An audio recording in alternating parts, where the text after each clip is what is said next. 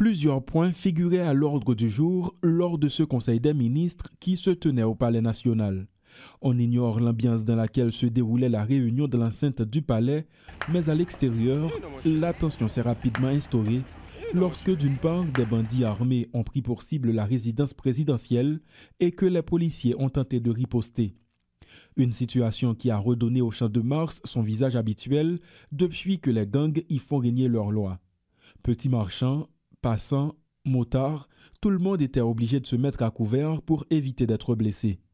Face aux tirs qui résonnaient aux quatre coins du Champ de Mars, conseillers présidents, premiers ministres, ministres, tous ont dû fuir sous forte pression, escortés par des blindés de la PNH. Toutefois, des mesures ont pu être adoptées lors de ce conseil, parmi elles l'adoption du budget 2025-2026 avec pour priorité la sécurité publique.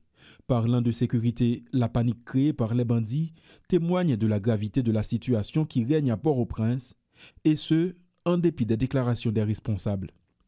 On travaille. Apprécier à l'autre bois là, on met à bon sous compte la police nationale, notre rival fait prise de vue pour faire l'autre bois. Bon Capitole, toute bagaille. On met aller. OK? Nous-mêmes, nous là, on a fait ça, nous devons faire.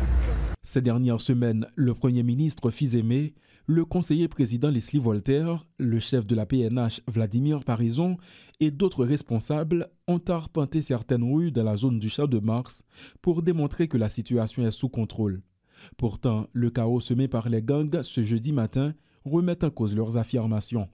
Vive tension ce jeudi au centre-ville de Port-au-Prince, plus particulièrement au niveau du Champ de Mars. Des affrontements ont éclaté entre des bandits et des policiers aux alentours du Champ de Mars qui accueillait un conseil des ministres.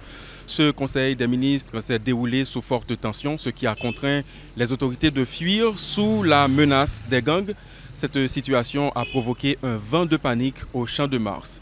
C'est une situation suivie par Guitry Choisy et Richie Fortuné pour Télémétropole.